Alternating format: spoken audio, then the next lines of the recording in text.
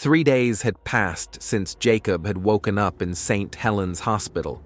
3 days of white walls, pitied glances, and hollow reassurances. The doctors called it exhaustion-induced hallucinations. The police said he was lucky to be alive. And the town records claimed Ashmore had been abandoned for decades after a massive fire. No sign of recent inhabitants, no sign of Claire, no trace of the strange objects he'd brought with him. But Jacob knew the truth. Claire was still there, trapped, in the loop. And somehow, even though he had escaped physically, part of his mind remained tethered to the village. Every time he closed his eyes, he saw her, standing at the mirror's edge, screaming his name as the door closed. Her face contorted in horror, but also forgiveness. It haunted him more than the village itself. He tried going back once, just once. But when he reached the site, there was nothing. Only scorched earth, charred stones, and rusted iron gates. As if Ashmore had burned a century ago and not last week. As if it had never been rebuilt. As if what he remembered had taken place in a time that never was. That night, he awoke gasping for air, the smell of ash thick in his lungs. Something wasn't done, and deep inside, he knew he was still inside the loop. Back in his small apartment in Liverpool, Jacob began to search, not just through local records, but through the forgotten corners of the internet, forums for urban legends, threads about cursed towns, websites archived in places that the average browser never touched. Again and again, he found snippets of the same word, Ashmore, mentions going back to 1642, 1811, 1903, and every time the same pattern: disappearance, fire, loop, sacrifice. It was like the town was a stain on time, burning itself into every century, each version drawing in outsiders, witnesses, and erasing them from history. One user named Observer117 had written a particularly detailed post. Ashmore is a fixed point in a shattered timeline. It requires memory to survive, ours. Every few decades, it rebuilds itself, not with brick and stone, but with belief. Stay away from anything marked with a horned seal. That's how it sees you. That's how it begins again. Jacob blinked. The horned seal. The wax sigil from the box. He reached into the drawer beside his bed, where he'd stashed the burnt bone wrapped in crimson silk. He hadn't told anyone he'd brought it back. Hadn't dared open it again. Now, hands trembling, he unwrapped it. The bone pulsed, just once, like a heartbeat, and then his mirror cracked. He stared into the spider-webbed glass. Behind his reflection stood Claire. She wasn't screaming this time. She was whispering. Her lips moved again and again. The ash has roots. Then, darkness. Jacob awoke on the floor. His phone lay shattered. His clock blinked 3:33 a.m. He crawled to his laptop, opened his notes, and began typing. The ash has roots, meaning it grows beneath. It spreads, and like any root system, it can be killed at the source. He needed to find the origin, not of the town, but of the ritual, the cult, the loop, the warden. He searched archives of ancient pagan cults and found an obscure reference to a sect called the Watchers of the Rift, worshippers of a being known only as the Warden of Lost Time. They believed time was a garden, and their god was its gardener, cutting, pruning, rewinding. One ritual stood out: the offering of memory, a sacrifice wherein the participant gives up their identity, trapping their soul in a place outside of time, feeding the warden and empowering the cult to rewrite reality.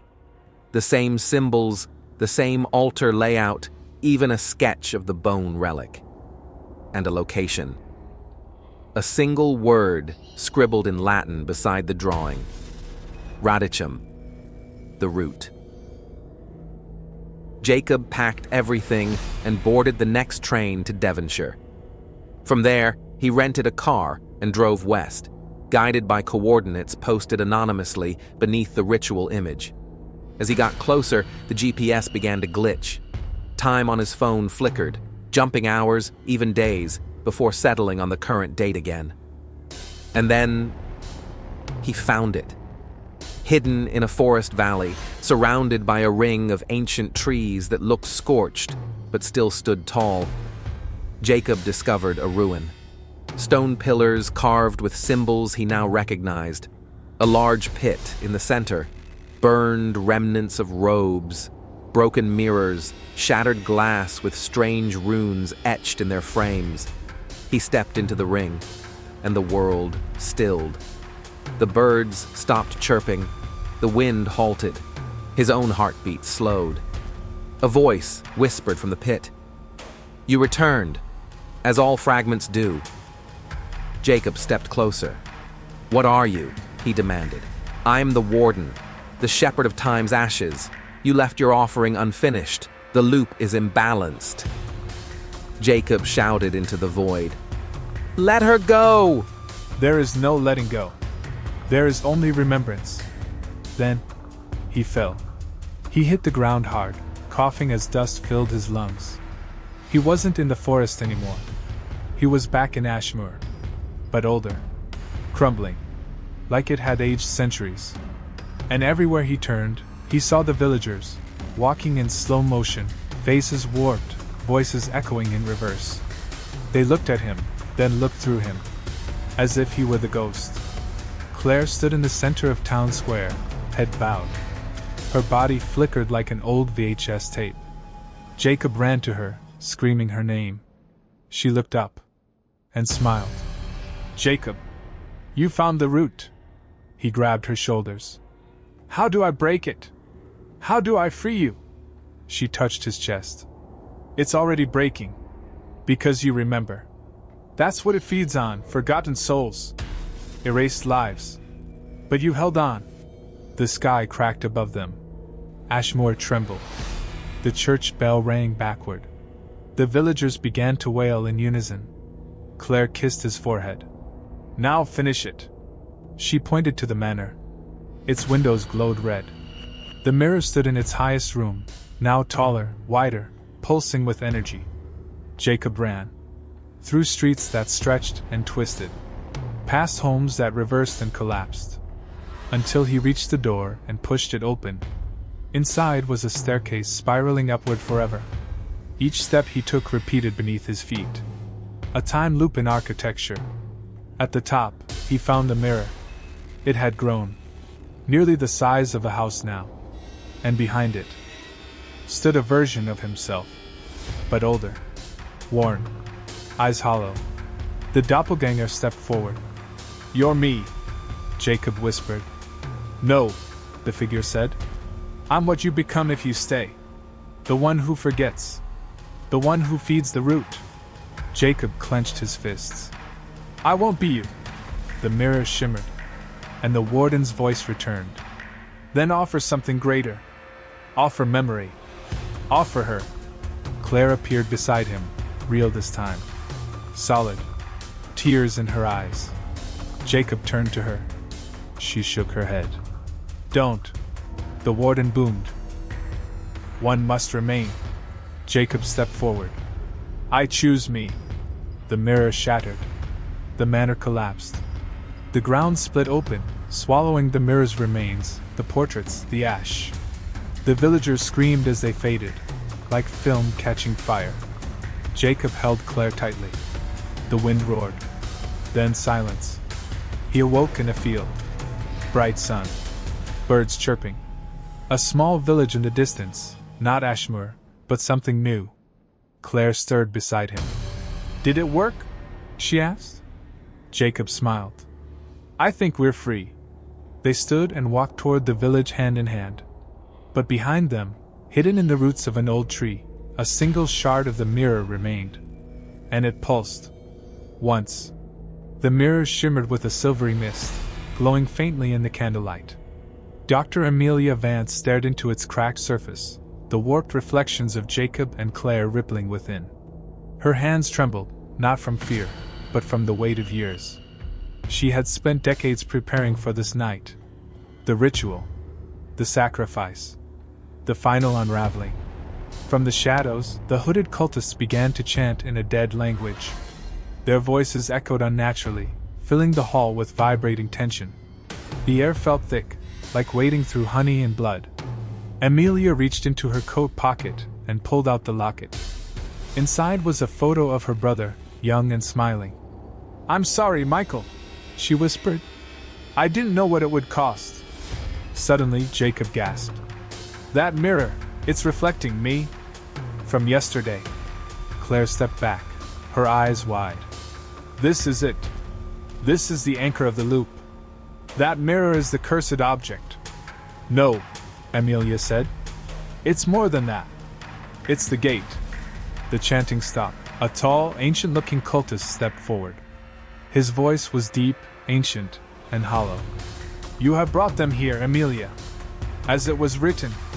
The bloodline is complete." Jacob froze. "Bloodline?" Amelia turned slowly toward him, tears forming in her eyes. "You're my nephew, Jacob. Michael's son. You were meant to be the final key." Claire's hand reached for Jacob's instinctively. The cultist raised an old, jagged blade. "Through the blood of the mirror's heir, the gate shall open. The cycle shall end. The village shall awaken." With a scream, Claire lunged forward, knocking over one of the candle stands. Flames lit the floor, crawling across the dry wood like living veins. Chaos erupted. The cultist shouted, the mirror glowed brighter, and the ritual began collapsing under its own unstable energy. Jacob ran to the table, smashing the glass with a fallen candlestick. The mirror cracked but didn't break, its surface pulsed, resisting destruction. The loop didn't want to die. "Help me!" Jacob shouted to Amelia. She hesitated. "Please," he begged. "You started this. You can end it." Amelia gritted her teeth. Then, with a cry of rage and guilt, she grabbed an iron rod from the burning fireplace and plunged it into the mirror. The mirror screamed. Yes, screamed, like a living, sentient thing.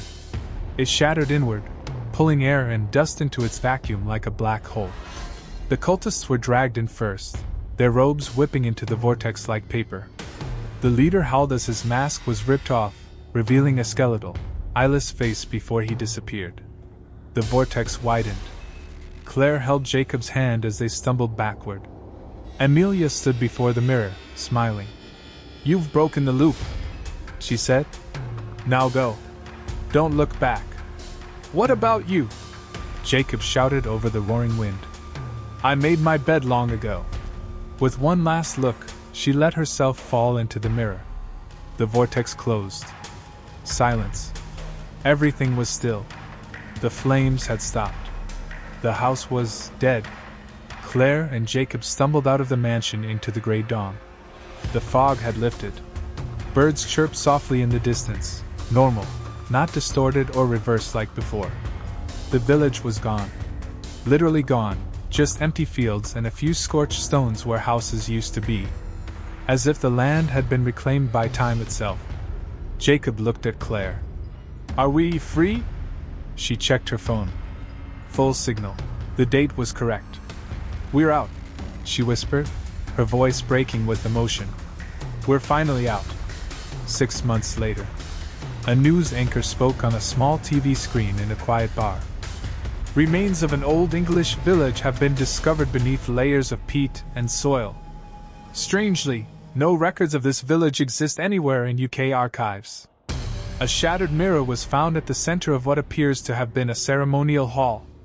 Archaeologists are baffled." Jacob turned off the TV. He sat with Claire in a countryside diner, sipping tea. "You think it's really over?" she asked. "I don't know," Jacob said. He touched the locket now hanging from his neck. But I don't hear the whispers anymore. That's something. Claire smiled faintly. You kept the locket? It's the only piece of her I have. They sat in silence for a moment. Then Claire reached into her bag and pulled out a cracked photograph they had found weeks ago. A blurry image of a man in robes, with her face. Amelia. Only now, her eyes had turned black in the photo.